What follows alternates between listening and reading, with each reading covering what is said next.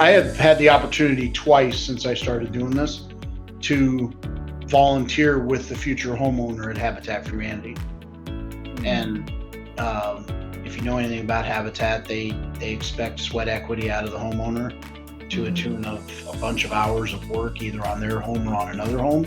Yeah. And every once in a while, you're lucky enough to be partnered with someone who's getting the actual house that you're working on, and watching those people work towards their dreams and hearing their stories about how they got there.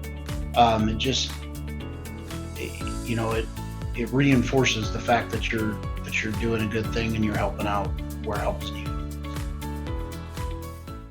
Tim, thank you for joining me for this Volunteer Voices conversation. I'm excited to learn more about the work of your team volunteering with Kiewit. So thanks for joining me. You're very welcome. Appreciate it.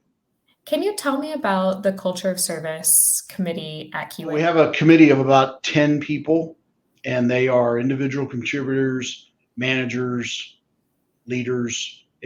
That part doesn't matter. It's all people that are passionate about helping out.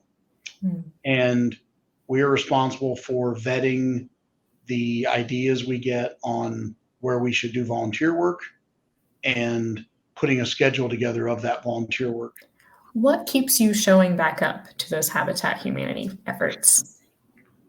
Well, I'm from a small town, and it's kind of a place, those places are sort of a place where, when somebody's needs to put a fence up in their backyard, the neighbors are helping them, those kind of things. Big projects at your house, you've always got a couple of buddies and family members coming over to help you.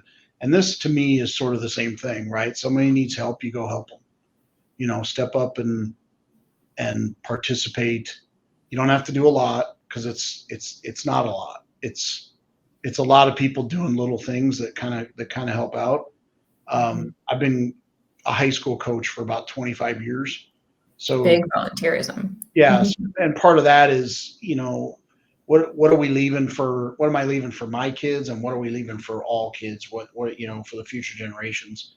And there's some responsibility there, and we need to take it seriously. So those are the kind of things that drive me when I'm not wanting to show up and do something, which obviously comes up like it does for everyone. Well, especially when you're busy at work, right? Hey, can I really take this afternoon to go work on this house?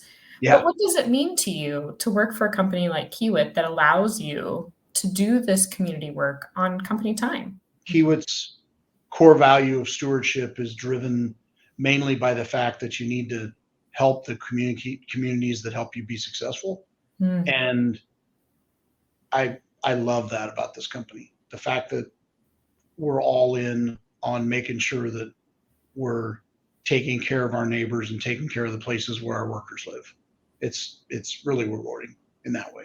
We know that the way we've been successful is making sure that we are taking care of the places where our people live and the places where our company lives, and honestly giving back to the community that supports the company. This is important. Plan it out well, schedule it out well, and then go have fun with it.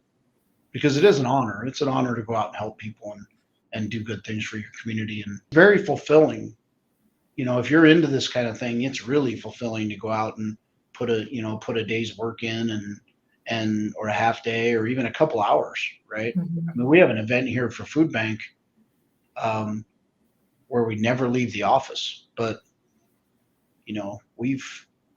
one year we brought in over almost 3 tons of dry food.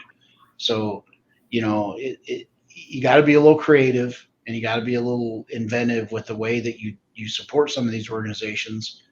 And I think that helps with the employee engagement and therefore the employee satisfaction, which is where you get the people smiling in the office and having a little bit more pep in their step after they've done something like this. Well, I'm going to steal it, and I don't know who said it first, but a million people have said it since. Challenge yourself and challenge your people, because if not you, then who? Right? There's people and organizations that need our help, people that are blessed enough to have things good or have a nice life. There's some people that don't, and if we can help make that better, that's something we should go forward and do.